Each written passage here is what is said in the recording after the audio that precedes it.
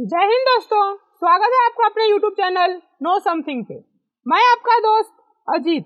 Last video में हम लोग ने बात किया था कि कॉन्ट्रा वाउचर में हम लोग एंट्री कैसे पास करते, जिसमें हम लोगों ने देखा था कि कैश डिपॉजिट, कैश विथड्रॉ और हम लोग कैसे भी बैंक टू बैंक ट्रांसफर करेंगे तो उसका एंट्री कैसे कर सकते।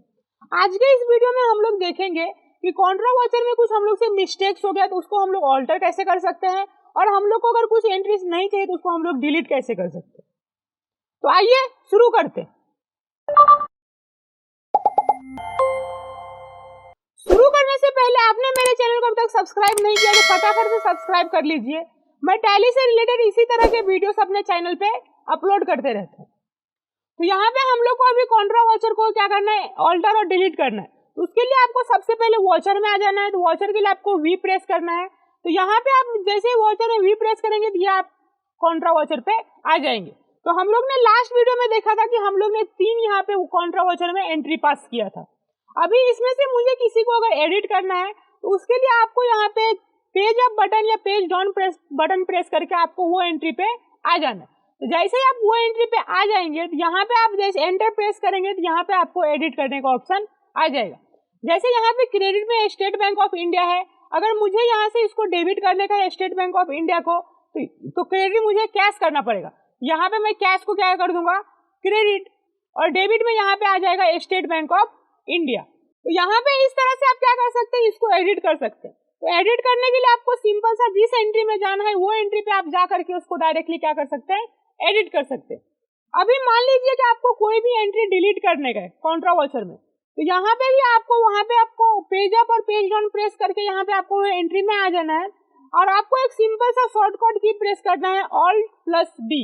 तो जैसे ही आप Alt+D प्रेस करेंगे तो यहाँ पे आपको डिलीट करने का विंडो ओपन हो जाएगा, जिसमें आपको यस और नो पे क्लिक करके आपको जो भी करना है वो आप कर सकते हैं। अगर डिलीट करना है तो आप यस पे क्लिक कर कीजिए, और डिलीट नहीं करना है तो आप यहाँ पे नो पे क्लिक कीजिए। तो इस तरह से आप क्या कर सकते हैं, डिलीट कर सकते हैं। तो मैं अभी इसको डिलीट नहीं कर रहा हूँ।